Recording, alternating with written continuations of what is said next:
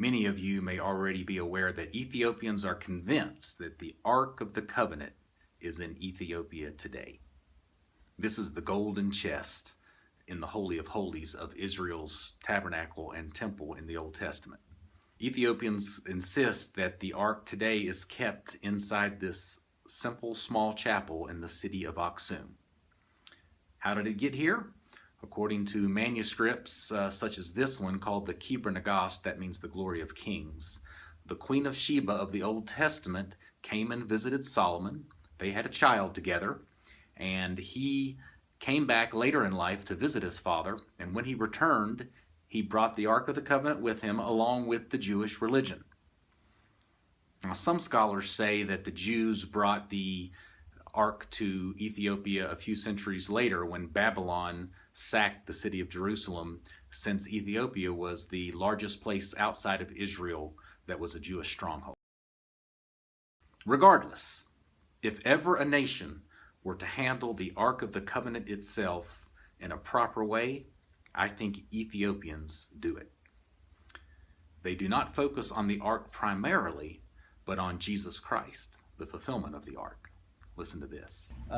The first Christian church in Aksum was called the Saint Mary Church of Zion. The Saint Mary Church of Zion, because our church believes that Saint Mary is the living Zion, as she gave birth for the Lord, and as the Ark is a chest which shelters the Ten Commandments. Saint Mary conceived in her womb the one who gave us the gospel.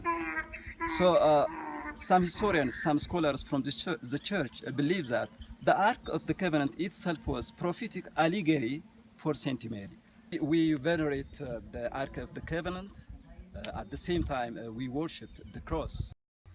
So while some of you may think of Ethiopia as the place where they claim to have the Ark, in a much larger way, they are the place that claims to follow Jesus Christ, who was born in the flesh from his mother Mary.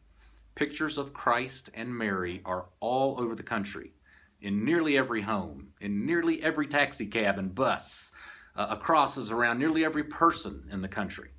Ethiopia may have the Ark, but more importantly, they have the fulfillment of the Ark. So that wraps up this pilgrimage that I took to Ethiopia's monasteries and holy places. The Spirit was with us and opened doors. The monks taught us humility, and always they reminded us to place God first in our lives.